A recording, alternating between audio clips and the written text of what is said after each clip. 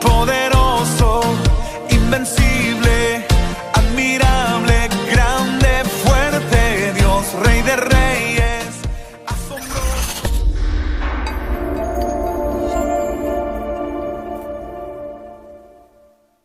Semana pasada pues hicimos un repaso o una revisión de cómo tanto el libro de Daniel como el libro de Apocalipsis convergen precisamente en lo que conocemos como la semana 70, y que eso es precisamente la gran parte de lo que es el contenido del libro de Apocalipsis.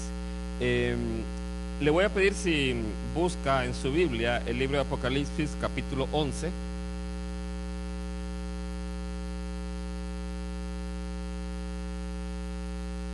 Vamos a ver si me ayudan con la proyección. Ok, dice así el capítulo 11, versículo 1 y 2. Entonces me fue dada una caña semejante a una vara de medir, y se me dijo: levántate y mide el templo de Dios y el altar y a los que adoran en él.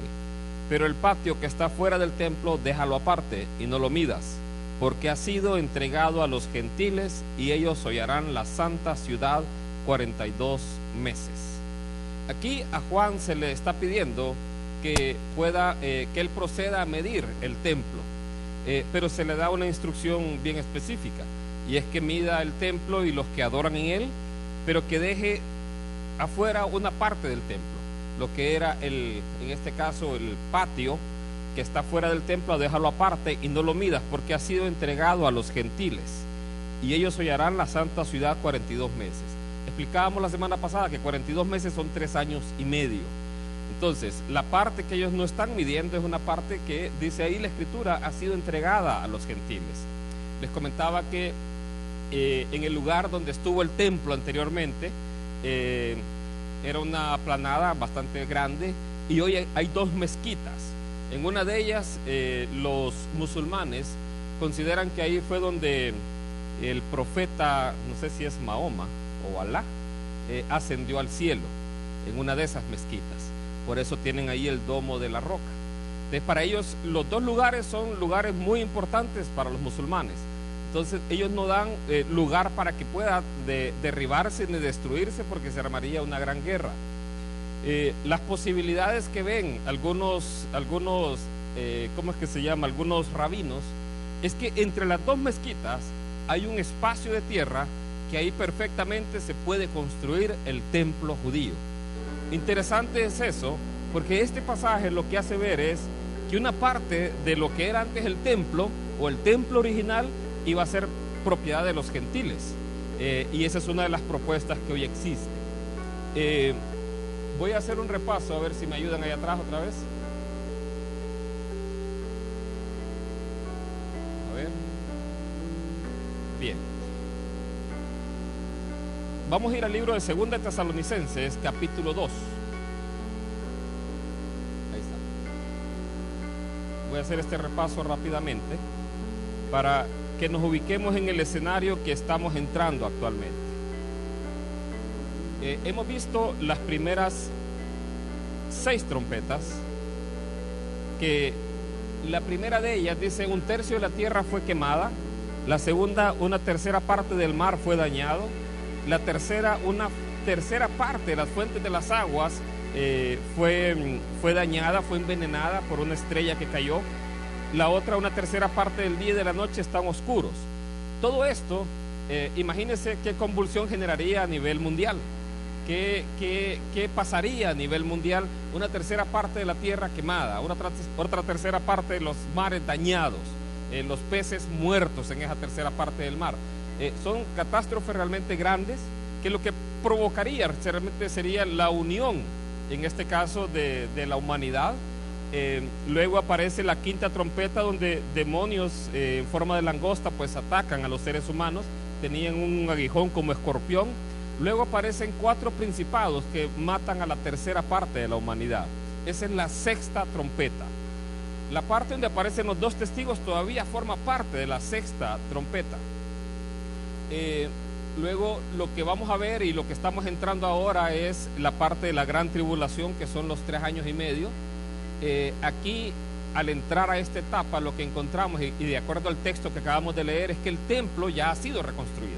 El templo judío ya está en pie en este momento. También van a aparecer, denme un segundito, van a aparecer, además de ellos, los gentiles van a hollar la ciudad. ¿Qué significa hollar? Pues es pisotear, o en este caso subyugar la ciudad. Jerusalén es en este momento una ciudad que no es la capital de Israel. Ningún gobierno tiene su embajada en Jerusalén, todos la tienen en Tel Aviv. Donald Trump quería poner la embajada en Jerusalén, pero al hacer eso iba a generar un conflicto con los musulmanes, porque ya estaría reconociendo como Jerusalén como propiedad de los judíos o de los israelitas. Pero de acuerdo a la palabra de Dios dice: no midas el patio del templo, ni la ciudad, porque ha sido entregada a los gentiles, tal como está al día de hoy. Lo que vamos a estudiar hoy es el ministerio de los 2 testigos, que van a estar 3 años y medio. Va a estar el anticristo también por 42 meses. Eso lo vamos a ver en los próximos 2 miércoles. Bien, con este escenario entramos precisamente a la parte final de esta etapa. Y 2 Tesalonicenses capítulo 2 verso 8 hace ver la aparición del anticristo. El anticristo va a generar como 2 resultados. Uno, va a haber gente que va a creer en él, que va a ser engañada, y el otro resultado es que va a haber personas que no van a creer en él y van a ser perseguidas. Entonces, 2 Tesalonicenses 2:8 dice lo siguiente: y entonces se manifestará aquel inicuo, a quien el Señor matará con el espíritu de su boca y destruirá con el resplandor de su venida. Inicuo cuyo advenimiento es por obra de Satanás, con gran poder y señales y prodigios mentirosos, y con todo engaño de iniquidad para los que se pierden, por cuanto no recibieron el amor de la verdad para ser salvos. Satanás y el anticristo son 2 personajes distintos. Aquí habla de este personaje que es el anticristo, que va a venir por obra de Satanás. No es Satanás, sino que va a venir por obra de Satanás. Ya vamos a ver de dónde va a proceder. Luego dice que Jesús, cuando venga, lo va a matar con el espíritu de su boca y lo va a destruir con el resplandor de su venida. También menciona que aquí en el versículo 9, el anticristo va a tener capacidad de hacer grandes poderes, va a manifestar gran poder y señales y prodigios mentirosos. Por eso mucha gente va a ser engañada. ¿Por qué? Porque imagínense todas las catástrofes que ha visto la humanidad. La 3ª parte de la tierra destruida, la 3ª parte del mar destruido, y aparece un personaje declarando ser Dios y además haciendo prodigios y milagros. Entonces, esta persona va a engañar a muchos. ¿Por qué los va a engañar? Por lo que dice el versículo 10: y con todo engaño de iniquidad para los que se pierden, por cuanto no recibieron el amor de la verdad para ser salvos. Aquellos que nunca creyeron en Jesús, aquellos que nunca creyeron en Dios, van a ver a un personaje que hace señales y prodigios. De hecho, lo vamos a ver en 2 semanas, que él hace descender fuego del cielo. Y cuando vean eso, muchos van a quedar realmente impactados. Otros van a ver, esta es la persona que necesitamos para toda la crisis que estamos viviendo. Imagínense, la 3ª parte del agua potable ya no se puede beber, y aparece alguien haciendo milagros. Aparece alguien que lo necesita a la humanidad. Aparece precisamente en el ámbito mundial, y dice que los reyes de la tierra le van a entregar su poder. Y entonces él va a engañar a muchos. ¿Por qué los va a engañar? Porque nunca quisieron recibir la verdad. Simplemente recibieron un engaño y van a ser precisamente permitido que este personaje haga eso. Mateo 24:15. El otro resultado que va a generar el anticristo es: los que no crean en él van a ser perseguidos. Dice así: por tanto, cuando veáis en el lugar santo la abominación desoladora de que habló el profeta Daniel, el que lee entienda, entonces los que estén en Judea huyan a los montes. Yo quiero que note, el lugar de actividad del anticristo va a ser en Jerusalén, va a ser en Israel. Ese va a ser el centro de actividad de él, ahí donde él se va a proclamar Dios. Y por eso aquí Jesús les dice, los que estén en Judea huyan a los montes. Y el que esté en la azotea no descienda para tomar algo de su casa. Y el que esté en el campo no vuelva atrás para tomar su capa. Mas ay de las que estén encintas y de las que críen en aquellos días. Orad pues que vuestra huida no sea en invierno ni en día de reposo. Entonces todo esto es un mensaje para la nación judía. Porque quienes guardan todavía el día de reposo es Israel. Bueno, los adventistas también, ¿verdad? Quizás estén por allá por Israel en esos días. Entonces, aquí el mensaje que le está dando Jesús a los judíos es precisamente que cuando aparezca ahí, ellos tienen que huir. El próxima semana vamos a ver esa parte de cómo el anticristo persigue, o Satanás ha perseguido al pueblo de Dios, a los hijos de Dios también, durante todo el tiempo. Entonces, aquí Jesús les decía, huid cuando aparezca la abominación desoladora. Porque cuando aparezca ya es el tiempo realmente final. Apocalipsis 11, versículo 3.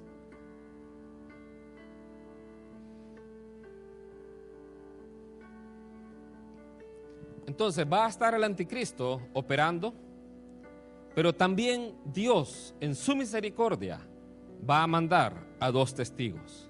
Y ese es el mensaje del día de hoy, los 2 testigos. Dice así: y daré a mis 2 testigos que profeticen por 1260 días, vestidos de cilicio. ¿Qué es vestidos de cilicio? En primer lugar, el cilicio se usaba cuando la persona estaba de luto, cuando estaba triste. Entonces, los 2 testigos, como mirábamos en la semana pasada, 1260 días también son 3 años y medio. Entonces, ellos están en la última parte de la semana 70. Y al estar vestidos de cilicio es estar entristecidos. ¿Por qué estarían entristecidos los 2 testigos? Porque la mayor parte del pueblo de Israel no va a volverse a Dios. La mayor parte va a seguir desobedeciendo a Dios. En Zacarías capítulo 13, Zacarías capítulo 13, lo voy a proyectar, dice lo siguiente: y acontecerá en toda la tierra, dice Jehová, que las 2/3 partes serán cortadas en ella y se perderán, mas la tercera quedará en ella. Y meteré en el fuego a la 3/3 parte y los fundiré como se funde la plata y los probaré como se prueba el oro. Él invocará mi nombre y yo le oiré y diré, pueblo mío, y él dirá, Jehová es mi Dios. El propósito de los 2 testigos es traer el corazón del pueblo de Israel a Dios. Pero muchos estudiosos ven en este pasaje de Zacarías una indicación del remanente que será salvo de Israel. 2/3 partes no lo serán, 1/3 parte sí lo será. Ahora, la pregunta interesante y que todo el mundo se hace es, ¿quiénes son los 2 testigos? ¿Correcto? ¿Quiénes son los 2 testigos? Y para eso vamos a empezar aquí en el versículo 4, Apocalipsis 11, 4. Los 2 testigos pues tienen un propósito, y ese propósito es volver el corazón de Israel a Dios, para que el remanente de Israel que va a ser salvo sea salvo. Ese es el propósito de los 2 testigos. Dice el versículo 4: estos testigos son los 2 olivos y los 2 candeleros que están en pie delante del Dios de la tierra. Tratar de identificar quiénes son los 2 testigos, hay personas que afirman quiénes son, pero no es fácil hacerlo, porque no se dan los nombres. Sin embargo, hay particularidades que ellos tienen que hacen pensar que pueden ser Elías y Moisés. Ya vamos a explicar por qué. Pero tampoco es como para considerar, son Elías y Moisés, y me voy a pelear con cualquiera que diga que no son Elías y Moisés, porque no es así. Simplemente suponemos que pueden ser ellos, es una suposición que está fundamentada en varios hechos que vamos a ver ahora, pero no podemos decir que es así, que podemos decir a ciencia cierta que va a ser de esa manera. Este pasaje en particular de Apocalipsis 11:4 habla de 2 olivos, Dice que son 2 candeleros que están delante del Dios de la tierra. Este pasaje es tomado del libro de Zacarías. Y hoy sí le voy a pedir que lo busque. Zacarías capítulo 4. Zacarías capítulo 4. Porque es tomado de ahí y es aplicado en el pasado a 2 personajes que existieron también. Zacarías capítulo 4.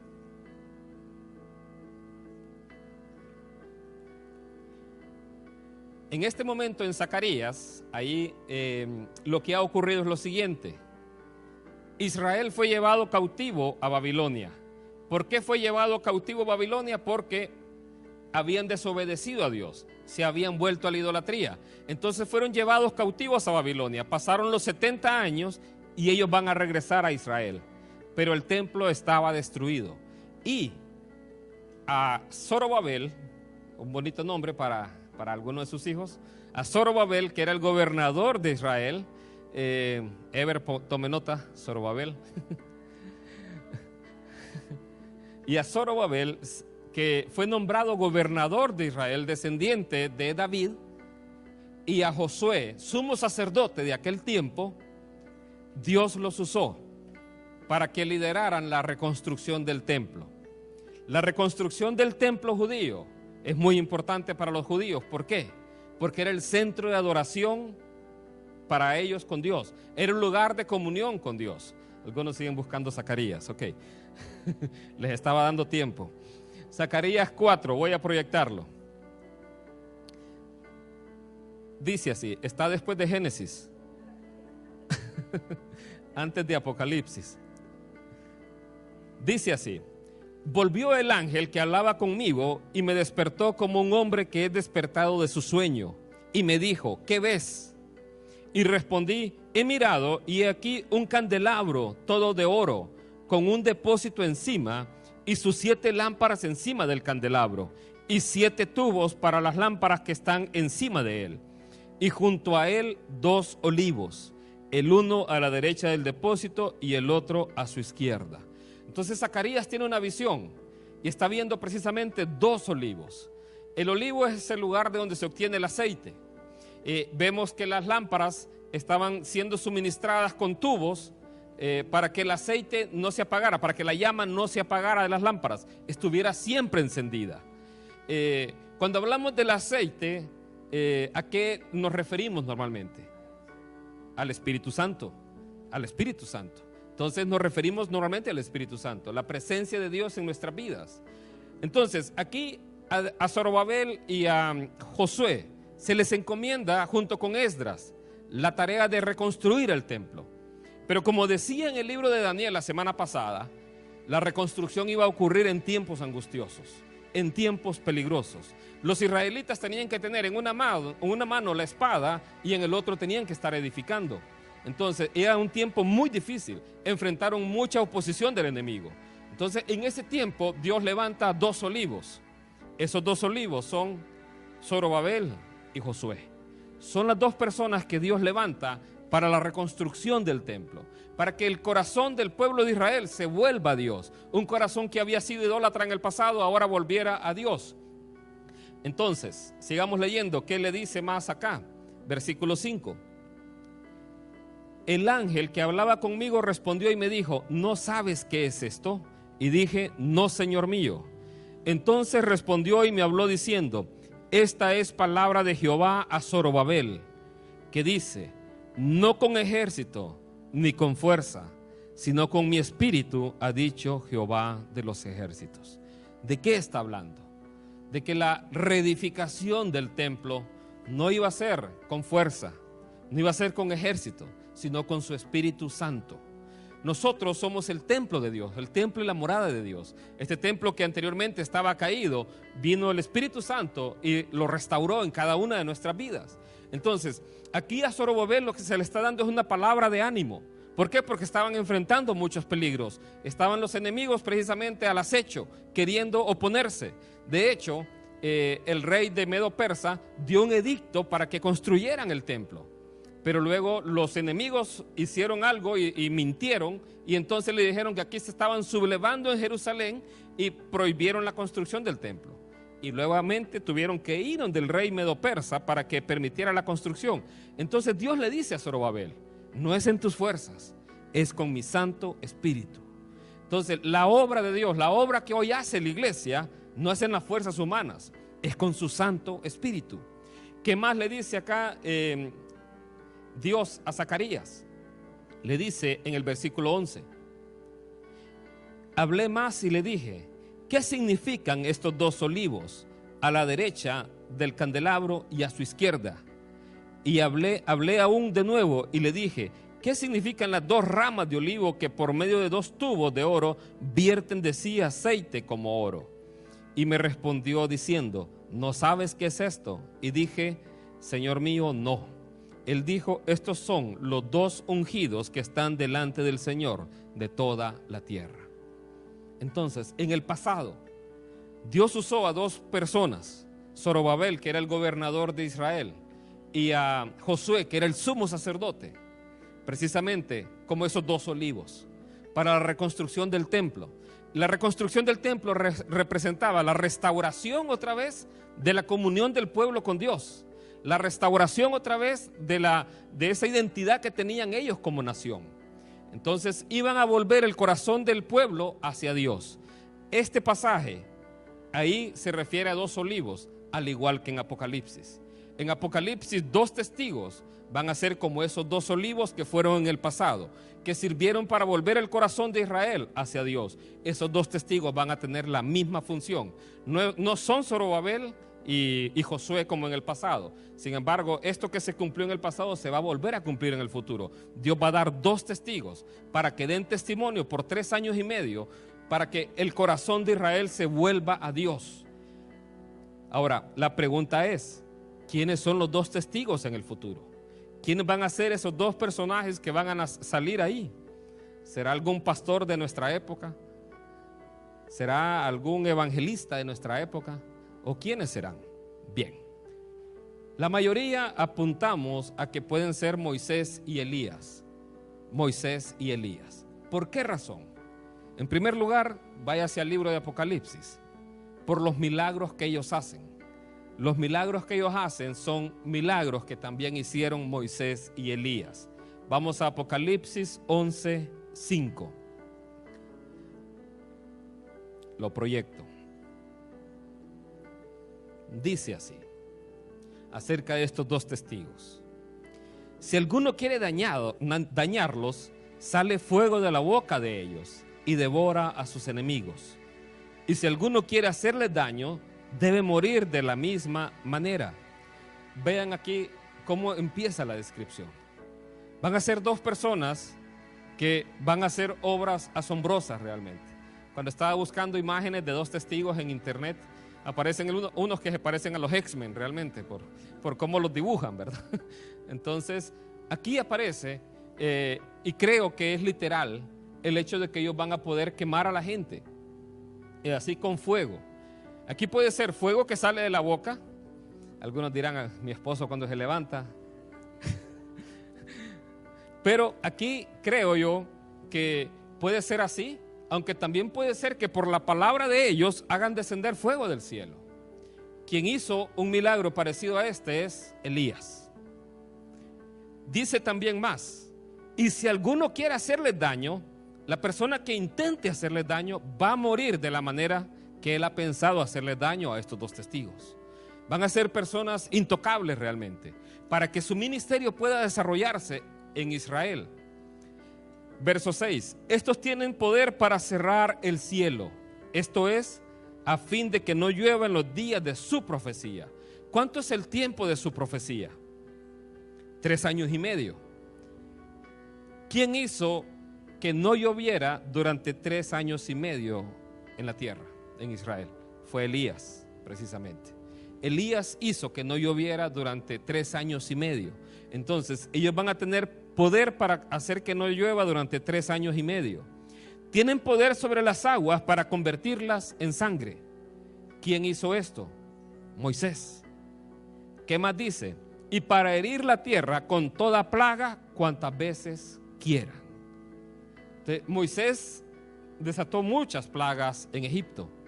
Entonces, por eso, por los milagros que ellos hacen, es una primera indicación que parece estar nominando a Moisés y Elías. ¿Qué otra razón hay para creer que pueden ser Moisés y Elías? No pierda ahí Apocalipsis. Y vamos a ir al libro de Segunda de Reyes. Otra razón es la forma especial en la que ellos abandonaron la tierra. Ellos, los dos, abandonaron la tierra de una manera muy especial. Segunda de Reyes 2:11. Dice así: y aconteció que yendo ellos y hablando, he aquí un carro de fuego con caballos de fuego apartó a los dos, y Elías subió al cielo en un torbellino. Aquí estaba Eliseo y estaba Elías. Eliseo quería una doble porción del espíritu que había, o de la unción que había en Elías, pero la condición era que Eliseo tenía que ver cuando Elías era llevado, era quitado. Entonces Elías, él no vio la muerte. Entonces Elías fue trasladado, en este caso, al cielo, dice aquí, en un torbellino. Entonces, esta es otra razón. En el caso de Elías, él no vio la muerte. Elías fue llevado de una manera especial. Ahora, ¿qué hay con Moisés? Moisés también, las condiciones de Moisés son muy especiales. Y para esto quiero que busque Deuteronomio 34. Deuteronomio 34. Dice así: y murió allí Moisés, siervo de Jehová, en la tierra de Moab, conforme al dicho de Jehová, y lo enterró en el valle, en la tierra de Moab, enfrente de Bet-peor. Y ninguno conoce el lugar de su sepultura hasta hoy. Era Moisés de edad de 120 años cuando murió. Sus ojos nunca se oscurecieron ni perdió su vigor. Para que vea aquí cómo describe la muerte de Moisés. En primer lugar, dice la Escritura que nadie conoce el sitio de su sepultura, solamente Dios. Inclusive en el libro de Judas, en el versículo 9, dice que Satanás contendió con el arcángel Miguel por el cuerpo de Moisés. Entonces, por alguna razón extraña, él quería ese cuerpo. Entonces aquí vemos qué propósito tendría Dios para esconder el cuerpo de Moisés. Y es más, la referencia al final: sus ojos nunca se oscurecieron y el vigor de su cuerpo nunca se perdió. Entonces hay una condición especial en la vida de Moisés que también lo hace un candidato. Alguien podrá decir, pero la Escritura dice en Hebreos 9:27 que para cada hombre está destinada una muerte y después de esto el juicio. Es cierto, es correcto, pero también el poder de Dios hizo que Lázaro resucitara y podríamos decir no se cumplió esa Escritura. O el otro que cayó cuando Pablo estaba predicando, que espero que nunca me pase a mí. Pablo estaba predicando, uno estaba ahí arriba y se durmió y se cayó. Pablo lo durmió. Entonces, como Pablo lo había dormido en la prédica y él se cayó y se murió, Pablo lo fue a abrazar y resucitó. Son pasajes, son personas que murieron, resucitaron y después volvieron a morir. Entonces, aquí vemos en el caso de Moisés una condición muy especial. ¿Qué más? ¿Qué otra razón hay para apuntar a Moisés y Elías? Otra razón es: los judíos al día de hoy, ellos celebran una fiesta que es la fiesta de las luces, se llama. Esa fiesta de las luces conmemora el tiempo cuando los macabeos recuperaron otra vez el templo, después de que Antíoco Epífanes mató un cerdo en el templo y lo ¿cómo se llama? Lo contaminó. Esta fiesta, ese hecho ocurrió el 25 de diciembre, para que vean que una fecha especial también, el 25 de diciembre. Entonces ellos celebran la fiesta de las luces, y en la fiesta de las luces ponen una copa para Elías, porque ellos esperan que Elías vuelva. ¿Por qué esperan que Elías vuelva?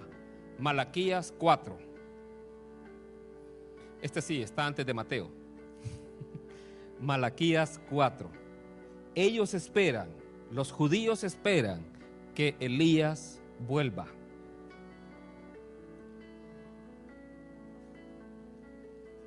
Dice así: He aquí, yo os envío el profeta Elías antes que venga el día de Jehová grande y terrible. Él hará volver el corazón de los padres hacia los hijos y el corazón de los hijos hacia los padres, no sea que yo venga y hiera la tierra con maldición. Esta profecía, una parte podemos verla en Juan el Bautista, pero en Juan el Bautista decía que él vino en el espíritu y poder de Elías. ¿Qué era el espíritu y poder de Elías? Era el Espíritu Santo. Entonces, de hecho, Juan el Bautista fue lleno del Espíritu Santo desde que estaba en el vientre de su madre. Desde que estaba en el vientre de su madre, él fue lleno del Espíritu Santo. Ese sí es todo un milagro. Dice que no hubo alguien mayor como él. Pero los judíos están esperando el cumplimiento de esta profecía, de que Elías iba a volver. Y en ese momento iba a ser ¿cuándo? Antes de que venga el día grande y terrible de Jehová. Eso es el día del juicio. Ese es el día final. Entonces ellos están esperando que Elías vuelva, que Elías regrese. ¿Qué otra razón? Hay una razón más todavía. Y esta razón sí vamos a poner mucha atención, porque es más difícil de explicar. Es muy bonita, pero es más difícil de explicar. Váyase al libro de Mateo, capítulo 16.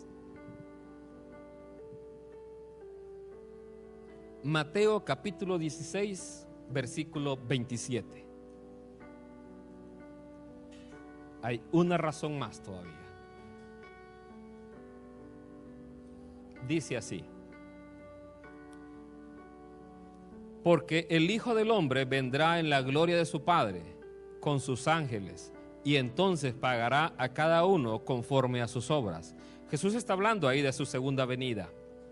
De cierto os digo que hay algunos de los que están aquí que no gustarán la muerte hasta que hayan visto al Hijo del Hombre viniendo en su reino.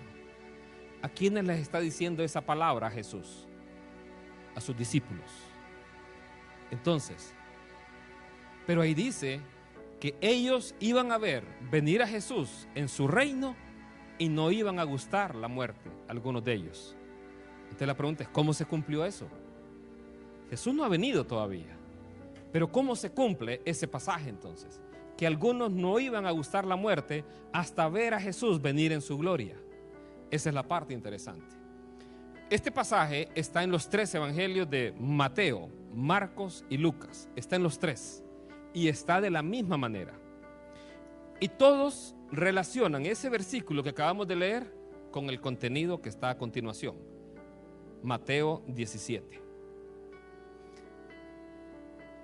Y voy a poner en este caso la Biblia textual, porque en el original aparece ese "y" que está al principio de este versículo, pero en la Reina Valera no aparece, y por eso da la impresión que fuera algo separado. Pero todos los escritores, Mateo, Marcos y Lucas, relacionan lo que acababa de decir Jesús con este hecho. Mateo 17:1. Y después de 6 días, Jesús toma consigo a Pedro, a Jacobo y a su hermano Juan y los lleva aparte a un monte muy alto. Note que Jesús dijo, algunos de ustedes. Aquí está llevando a algunos de los discípulos. Ahora sí voy a pasar a la Reina Valera para que lo veamos igual.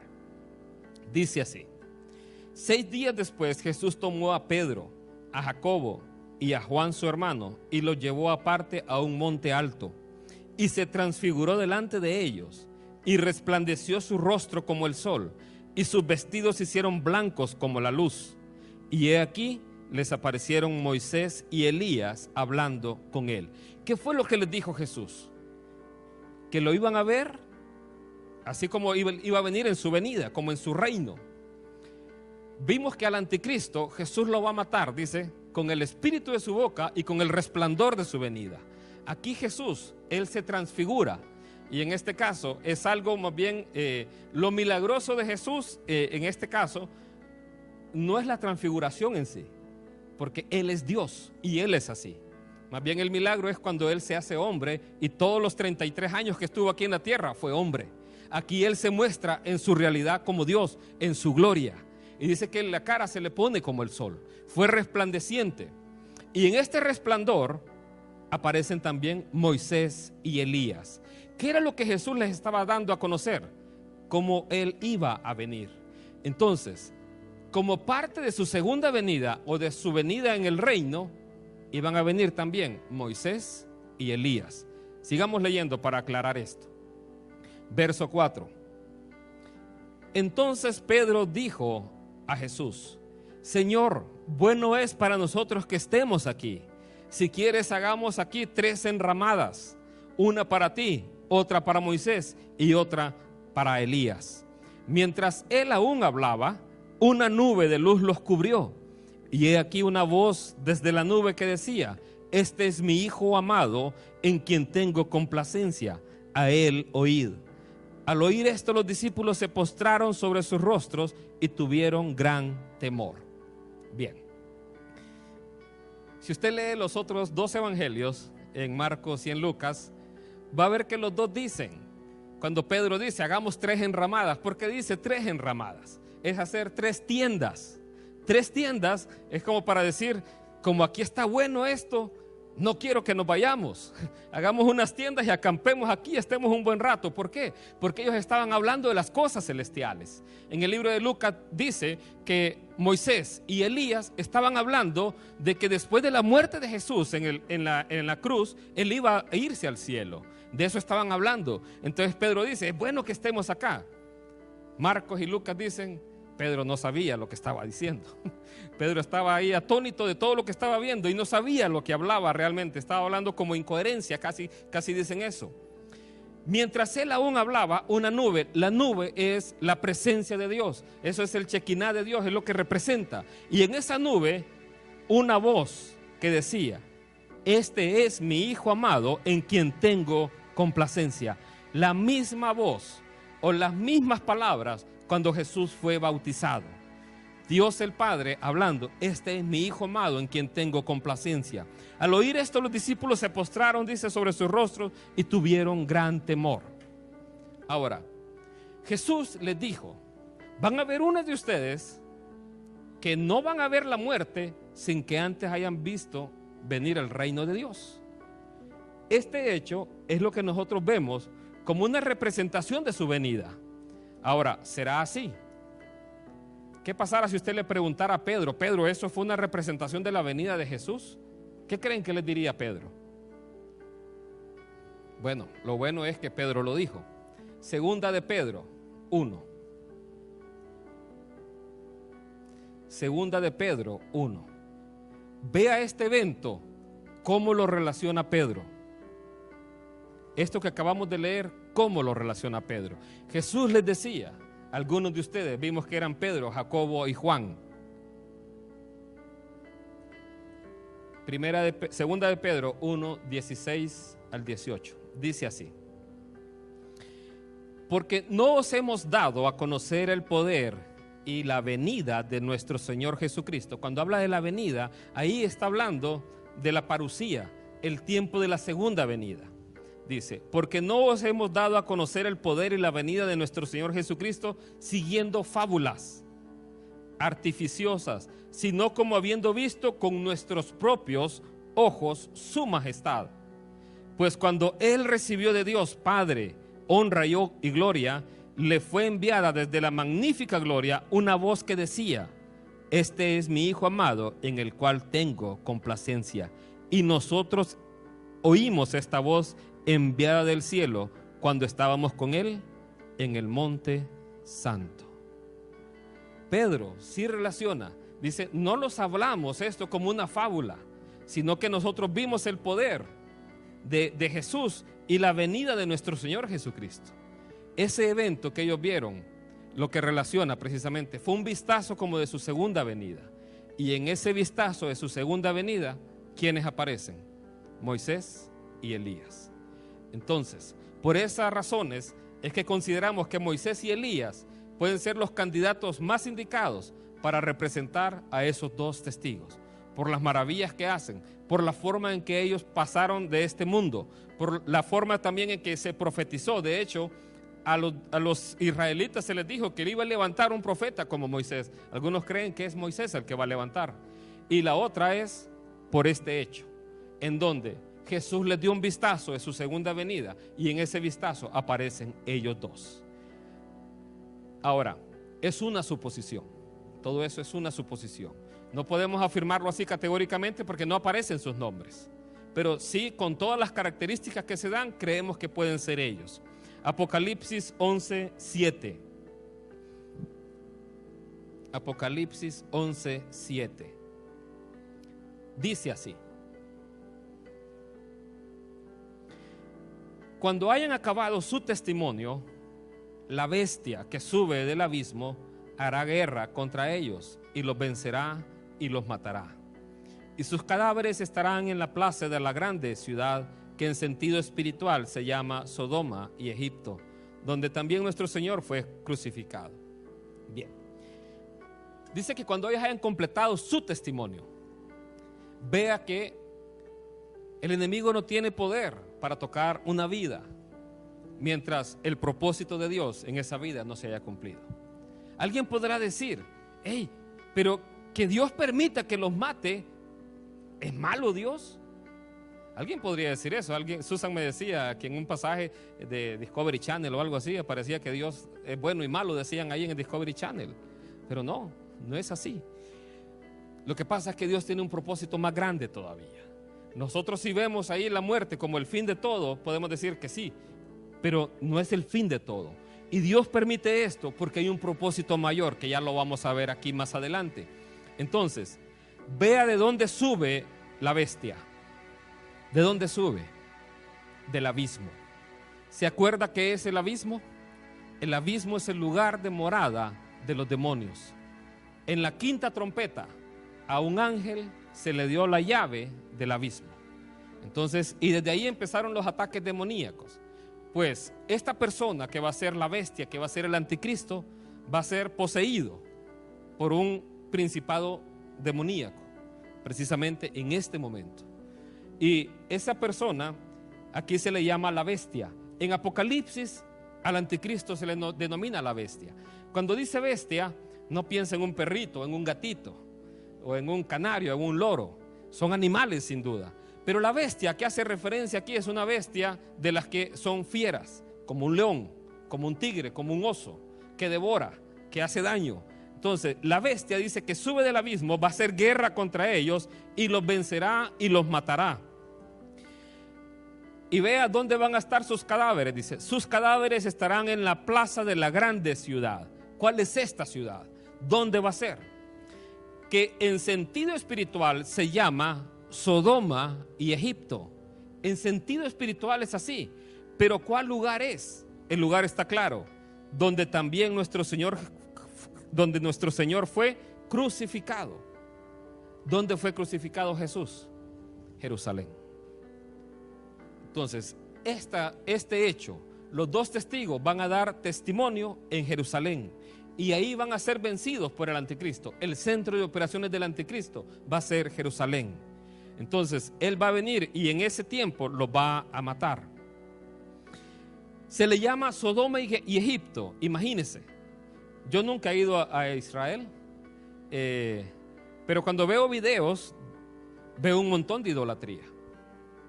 Un montón de iglesias con un montón de santos y un montón de cosas raras.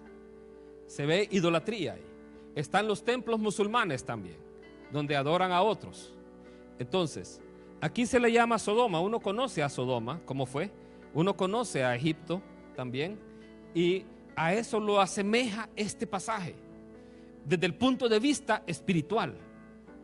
Recordemos que aquí en este momento, quien va a tener la preponderancia va a ser el anticristo. Y a muchos va a engañar. ¿Y cómo los va a engañar? Imagínense, él se va a hacer llamar Dios. Y muchos le van a creer. Entonces, desde el punto de vista espiritual, es Sodoma y Egipto. Al faraón lo creían un dios, precisamente. Entonces, aquí va a ser ese momento. Veamos qué más. Versículo 9. Y los pueblos y los de los pueblos, tribus, lenguas y naciones verán sus cadáveres por 3 días y medio y no permitirán que sean sepultados. Y los moradores de la tierra se regocijarán sobre ellos y se alegrarán y se enviarán regalos unos a otros, porque estos 2 profetas habían atormentado a los moradores de la tierra. Vea, todos los pueblos, las tribus, las lenguas, las naciones, dice, van a ver esos cadáveres. Quiero que vea estas fotos. La foto de arriba es del año 2008, cuando fue nombrado el Papa Benedicto XVI como Papa. Si usted se fija, hay muy pocos teléfonos celulares. La de abajo es cuando fue nombrado el Papa Francisco en el año 2013. Si usted ve la cantidad de teléfonos ahí que filman ese momento, es grande. Hoy, circular un video de algo que pasa en otro lado del mundo, a nosotros es un instante. Aquí dice, esta profecía, vea cómo dice, que todas las naciones van a estar viendo a esta gente también y no van a permitir que sean enterrados.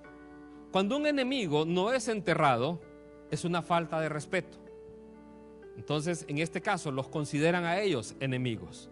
Y una última forma de deshonrarlos es precisamente no enterrándolos. Entonces, y los van a querer estar observando durante 3 días y medio. ¿Por qué? Porque se van a regocijar de que estos 2 profetas hayan muerto.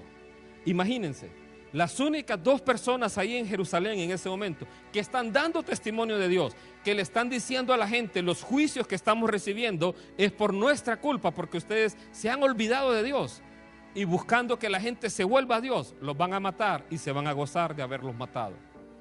¿Por qué razones? Porque estos 2 profetas habían atormentado la tierra. Vea esto. 1/3 del agua de la tierra se había convertido en ajenjo, en agua amarga, por la tercera trompeta. Y viene Elías y Moisés. Y sumado a eso, que la tercera parte del agua se convierte precisamente en veneno, ellos hacen que durante 3 años y medio no llueva. Y además de que no llueve, otro hace que el agua que hay se convierta en sangre. Solamente con el tema del agua, imagínense la crisis que habría. Además de la alimentación también. ¿Por qué? Porque no hay cosechas. Al no haber lluvia, no hay cosechas. Entonces, ellos van a estar ahí. Al mismo tiempo va a estar el anticristo también haciendo propaganda. Y ellos van a estar, dice aquí, atormentando a los moradores de la tierra. Sigamos leyendo. Verso 11. ¿Qué ocurre? Pero después de 3 días y medio, entró en ellos el espíritu de vida enviado por Dios, y se levantaron sobre sus pies, y cayó gran temor sobre los que los vieron, y oyeron una gran voz del cielo que les decía: subid acá, y subieron al cielo en una nube, y sus enemigos los vieron.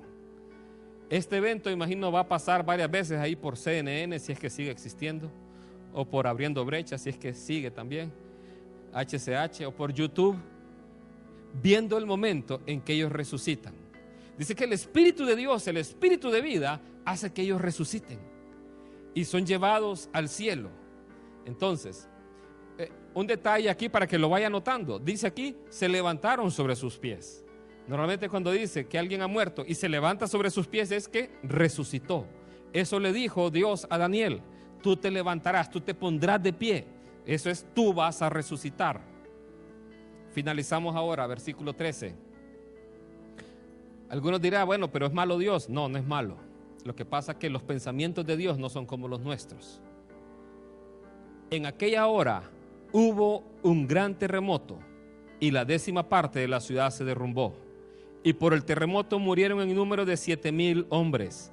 Y los demás se aterrorizaron y dieron gloria al Dios del cielo. El segundo ay pasó, he aquí el tercer ay viene pronto. ¿Por qué Dios permitió esto con los 2 testigos? En primer lugar, Él los dio con un propósito, para que el corazón de los israelitas se volviera a Dios y volvieran a Jesús. ¿Por qué? Porque también están pasando un tiempo de persecución y Dios no los deja solos. Un tiempo donde el anticristo los está persiguiendo y Dios no los deja solos. Y así el corazón de algunos de ellos se va a volver a Dios. Ellos van a morir, pero van a resucitar. Y cuando resucitan, dice aquí, muchos dieron gloria al Dios del cielo. Algunas personas se van a volver a Dios al ver todo lo que ocurrió con los dos testigos. Un detalle importante también. En el tiempo de Elías, hubieron 7,000 hombres que no se arrodillaron ante Baal. Aquí hay 7,000 hombres que mueren, para que vea el contraste que existe, en este caso por causa de un terremoto. El segundo ay pasó, he aquí, el tercer ay viene pronto. Ahí no está, le voy a pedir que incline su rostro.